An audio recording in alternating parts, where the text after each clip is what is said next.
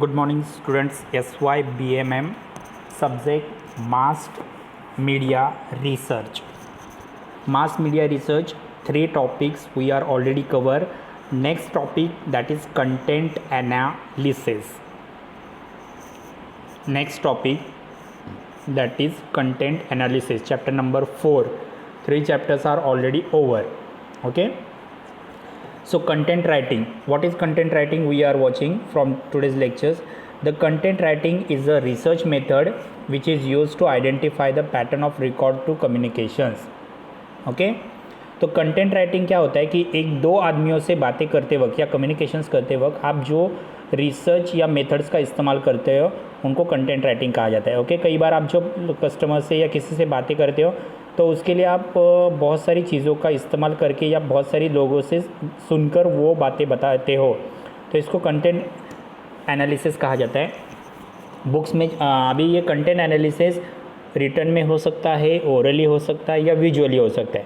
Okay मतलब आप books में जो पढ़ते हो या आजू बाजू जो पढ़ते हो वो रिटर्न हो सकता है, ओरली किसी से सुन सकते हो या विजुअली हो सकता है. तो आप बुक्स में जो भी पढ़ रहे हो ये एक टाइप से डेटा कलेक्ट किया हुआ है और ये डेटा कलेक्ट करने के लिए कुछ चीज़ों का इस्तेमाल किया होगा, जैसे बुक्स, न्यूज़पेपर, मैगजीन्स का इस्तेमाल किया होगा, किसी के स्पीचेस या इंटरव्यूज़ को इस्तेमाल किया होगा, वेब कंटेंट या सोशल मीडिया पे जो पोस्ट आए होंगे उनको इस्तेमाल किया होगा. ओके या फोटोग्राफ या फिल्म भी होती है. ओके तो आप जब भी किसी भी चीज़ का रिसर्च करते हो तो वो रिसर्च डेटा कलेक्शंस के ऊपर डिपेंड रहता है कि डेटा कैसे कलेक्ट किया है. बुक्स का इस्तेमाल किया है, न्यूज़पेपर का, मैगजीन्स का, सोशल मीडिया की पोस्ट इस्तेमाल की है, फ़ोटोग्राफ इस्तेमाल किया है या फिल्म इस्तेमाल की है. ओके तो जब भी आप किसी भी चीज़ का रिसर्च करते हो और वो लिख के रखते हो तो उसको कहा जाता है कंटेंट एनालिसिस. तो कंटेंट एनालिसिस 2 टाइप्स की होती है, एक तो होती है क्वांटिटिव और दूसरा होती है क्वालिटेटिव. ओके एक होती है क्वांटिटिव एंड दूसरी होती है क्वालिटेटिव. अभी कंटेंट राइटिंग क्यों इसका इस्तेमाल होती है, तो जो भी रिसर्चर्स रिसर्च कर रहा है उसको अपना पर्पस,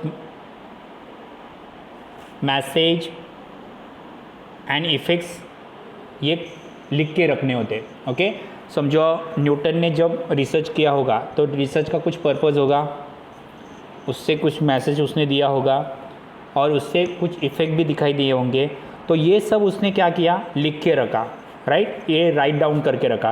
तो ये राइट डाउन करके रखना यानी कंटेंट एनालिसिस होता है. जब भी रिसर्चर्स कुछ भी चीज़ें एनालिसिस करता है या देखता है, रिसर्च करता है उसके ऊपर, वो जब वो रिटर्न में लिख के रखता है तो उसको कहा जाता है कंटेंट एनालिसिस. ओके फिर बाद में ये जो इंटरफेरेंस होता है वो प्रोड्यूसर्स एंड ऑडियंस वो बाद में उसको एनालिसिस करती है. मतलब बाद में हम लोग उसको देखते हैं जो रिसर्च किए, तो नई कोई चीज़ कोई प्रोड्यूस कर रहा है तो वो उसका इस्तेमाल कर सकता है या हम लोग ऑडियंस समझ के उसका इस्तेमाल कर सकते हैं. ओके कंटेंट राइटिंग में कुछ चीज़ें इंपॉर्टेंट होती है, जैसे सर्टेन वर्ड इस्तेमाल होते हैं, फ्रेज इस्तेमाल होता है, सब्जेक्ट डिसाइड होता है और इसमें हिस्टोरिकल या कंटेम्पररी डेटा भी इस्तेमाल किया जाता है. मतलब अभी का भी डेटा हो सकता है, पुराना भी डेटा हो सकता है. तो अगर आपको समझो रिसर्च करना है तो क्वांटिटिव रिसर्च किसको कहोगे एंड क्वालिटेटिव रिसर्च किसको कहोगे. तो क्वांटिटिव कंटेंट एनालिसिस, जब भी हम पॉलिटिकल कंपेन करते हैं तो वो पॉलिटिकल कंपेन करते वक्त बहुत सारे स्पीचेस दिए जाते हैं. ओके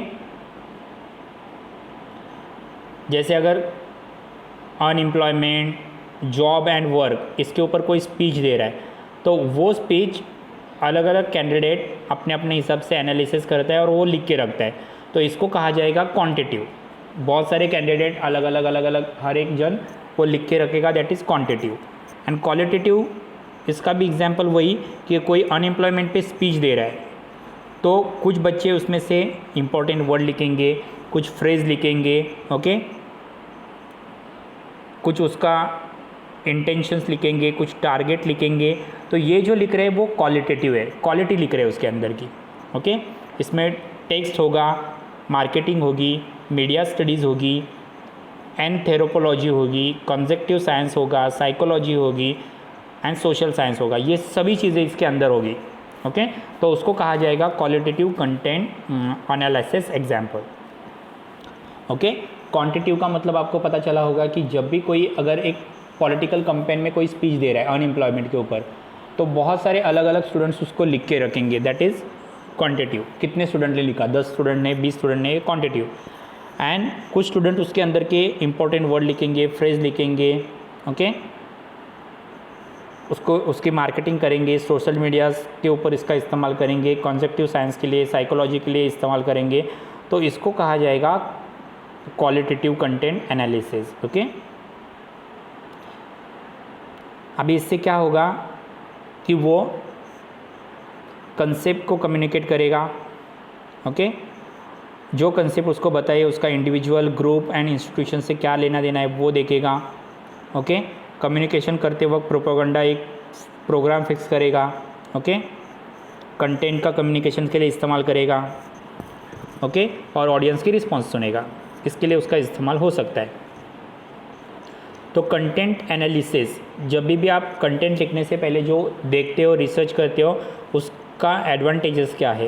पहला, अनऑब्स्ट्रक्टिव डेटा कलेक्शंस।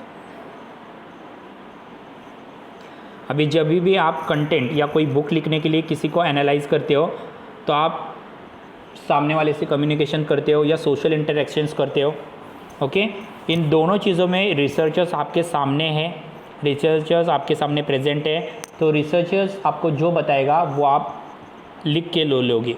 मतलब जो भी डेटा आप ले रहे हो वो अनऑब्स्ट्रक्टिव होगा, मतलब कोई उसके ऊपर ऑब्जेक्शन नहीं ले सकता, इतना वो परफेक्ट होगा। ओके, डेटा लिखने से पहले आप किसी से भी इंफॉर्मेशन ले रहे हो, समझो आप अभी जो बंगाल का इलेक्शन आ रहा है उसका डेटा लिख रहे हो, कंटेंट एनालिसिस कर रहे हो, ओके, तो आप क्या करोगे, उस जो नेता है या पार्टी के जो मेंबर्स है उनसे कम्युनिकेशंस करोगे या सोशल इंटरेक्शंस करोगे, तो वो लोग जो आपको इन्फॉर्मेशन देंगे वो आप डायरेक्टली लिख रहे हो, ओके, तो रिसर्चर्स आपके सामने है, जिसके सामने आप रिसर्च कर रहे हो वो रिसर्चर्स आपके सामने, तो जो भी डेटा लेके वो लेगा उसका आप क्या कर सकते हो, कलेक्शंस करके रख सकते हो। दूसरा, ट्रांसपेरेंट एंड रीएप्लीकेबल। यहाँ पे कंटेंट लिखने से पहले, बुक्स लिखने से पहले आप जो भी डेटा एनालिसिस करोगे वो एकदम सिस्टमेटिक होगा, ओके, और रिसर्चर्स आपके सामने हो खड़ा है, आपको वो जो बता रहा है वो आप लिख रहे हो, तो वो डेटा बहुत ही ट्रांसपेरेंट होगा एंड रिलायबल होगा, आप लोग तो उसके ऊपर बहुत विश्वास रख सकते हो। नेक्स्ट है हाईली फ्लेक्सिबल। कंटेंट राइटिंग करते वक्त आपको जो डेटा मिलेगा वो आपको कहीं पे भी, आप एनी टाइम, एनी लोकेशन या एनी कॉस्ट पे वो सोर्सेज को चेंज कर सकते हो या एक्सेस कर सकते हो। आपको अगर वो नहीं चाहिए तो अपने हिसाब से उसको लिख सकते हो, समझो आपको नहीं समझ में आ रहा है तो, ओके। तो अभी कंटेंट एनालिसिस, बुक लिखते वक्त कौन सी या कंटेंट लिखते वक्त कौन सी प्रॉब्लम्स हो सकते हैं, डिसएडवांटेजेस क्या होती है। पहला, जो भी आप कंटेंट लिखोगे वो रिडक्टिव लिखोगे। रिडक्टिव मतलब सामने वाला 10 वर्ड बताएगा, आप उसमें से 5 ही लिख सकते हो, क्योंकि आप उसके सामने आपको प्रॉपर वर्ड, प्रॉपर फेज इनका इस्तेमाल करने नहीं आएगा, तो वो आप रिडक्टिव हो सकता है। डिसरिगार्डिंग कंटेक्स्ट हो सकती है, कई बार पर्सन सुनेगा भी नहीं। नॉनसेंस या एम्बिजियस मीनिंग निकल सकते हैं, गलत मीनिंग निकल सकता है, सामने वाला ले सकता है उस मीनिंग के हिसाब से। नेक्स्ट है सब्जेक्टिव। कंटेंट एनालिसिस में जो भी आप कंटेंट लिख रहे हो या रिसर्च खुद करने जा रहे हो लेकिन लिख रहे हो दूसरे के रिसर्च, तो इसमें क्या होता है, सामने वाले के इंटरप्रेशंस उसमें आते हैं, तो जो भी आप बोल रहे हो कि रिलायबल होगा डेटा या वैलिड होगा, ऐसा कंक्लूजन नहीं निकाल सकते। अभी कंटेंट एनालिसिस की जो प्रोसीजर है वो बहुत ही टाइम कंज्यूमिंग है, ओके, और वो बहुत ही डिफ़िकल्ट है समझने के लिए।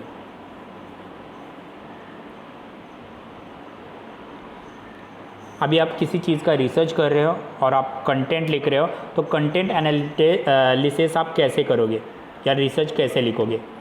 पहला है select the content you will analysis. आपको क्या कंटेंट लिखनी है वो पहले एनालिसिस करो। जैसे आप वेस्ट बंगाल के इलेक्शन के बारे में रिसर्च कर रहे हो, आपने सिलेक्ट किया, ओके। तो इसके लिए आप मीडियम क्या इस्तेमाल करोगे, मतलब इन्फॉर्मेशन कहाँ से लिखोगे, न्यूज़पेपर से, किसी का स्पीच लिखोगे या किसी वेबसाइट पे जाके लिखोगे, वो भी आप लिखो, ओके। मतलब आप कहाँ से देख के वो लिखोगे। दूसरा, आपका लिखने का क्राइटेरिया क्या है, इंक्लूजन्स क्या है, क्यों लिख रहे हो, ओके। तो इलेक्शंस के बारे में आपकी व्यूज़ जानने के लिए आप लिख रहे हो, ऐसा आप दिखा सकते हो, ओके।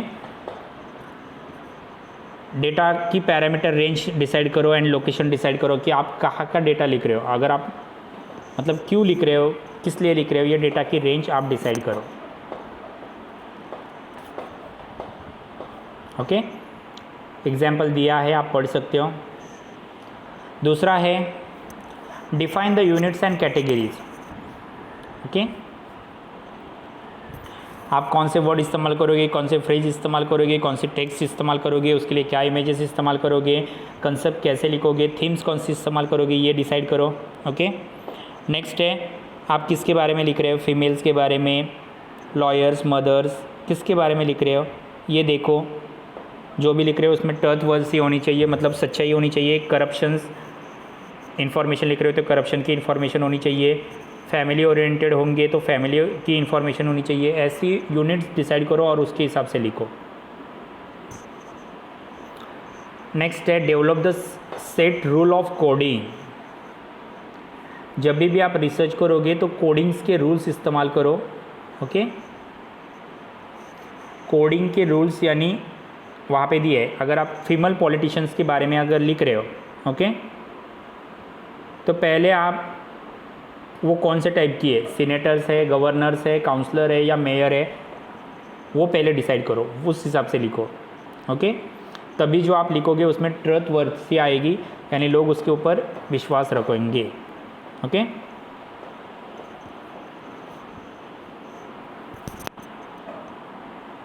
नेक्स्ट है analysis the result of draw two conclusion.